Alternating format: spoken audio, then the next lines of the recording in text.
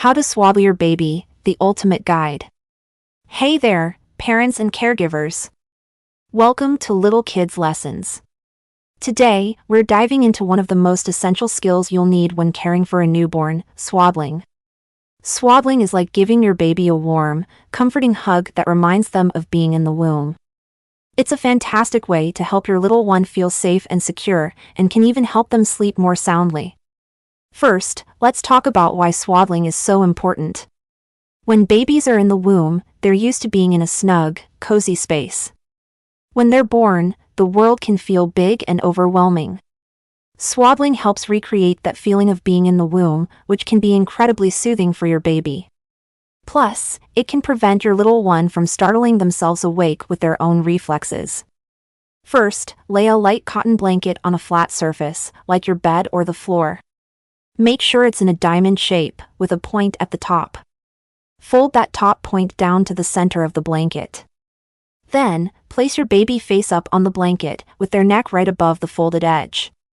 Next, hold your baby's right arm against their side and grab the blanket closest to their right shoulder. Pull it snugly down and across their body, tucking it under their left bum. It should look like half of a V-neck sweater. Repeat this step on the left side, making sure to pull the blanket firmly to remove any slack.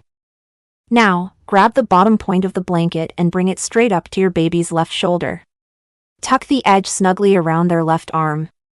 Again, give the blanket a nice pull to remove any slack. Your baby's arms should be snug against their sides, but their legs should be loose enough to move around. Finally, grab the last free corner of the blanket and pull it straight out to remove any slack. Then, bring it up and across your baby's chest, like a seatbelt. Tuck it into the front of the belt you just created. And there you have it. Your baby is now snugly swaddled and ready for a good snooze. Remember, practice makes perfect. Don't be discouraged if it takes a few tries to get it right. And always make sure your baby is on their back when they're swaddled and sleeping. It's also important to know when to stop swaddling. Once your baby starts showing signs of rolling over, it's time to ditch the swaddle. You don't want your little one getting stuck on their tummy and not being able to roll back over. If you're still feeling a bit overwhelmed by the idea of swaddling, don't worry. There are some great products out there that can make it even easier. We love the Sleepia 5-second swaddle. It's like a little sleeping bag for your baby, with built-in armbands and a leg flap. All you have to do is zip them up and you're good to go. Remember, every baby is different. Some may love being swaddled, while others may prefer to have their arms free. It's all about finding what works best for your little one. And don't be afraid to ask for help if you need it. Whether it's from a family member, friend, or healthcare provider, there's no shame in getting a little guidance when it comes to caring for your baby. Now, let's talk about some common questions and concerns that parents often have about swaddling. One big one is whether swaddling is safe.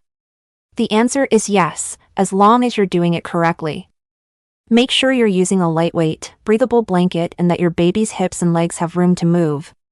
You also want to stop swaddling once your baby starts showing signs of rolling over, usually around 2 to 3 months old.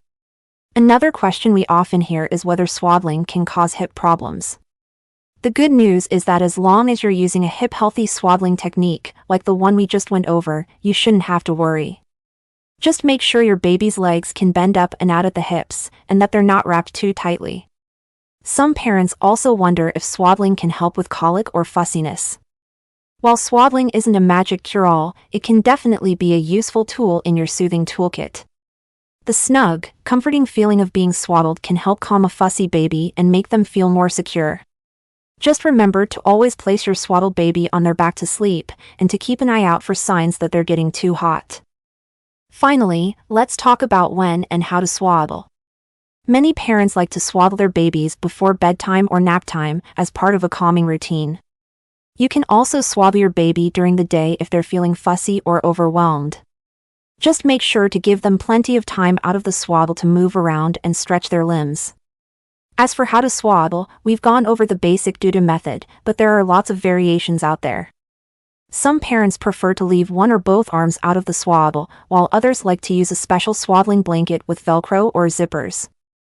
The key is to find what works best for you and your baby, and to always prioritize safety and comfort. Thanks for tuning in to Little Kids Lessons. Thank you for joining us today. If you found this video helpful, don't forget to like, share, and subscribe for more insightful content.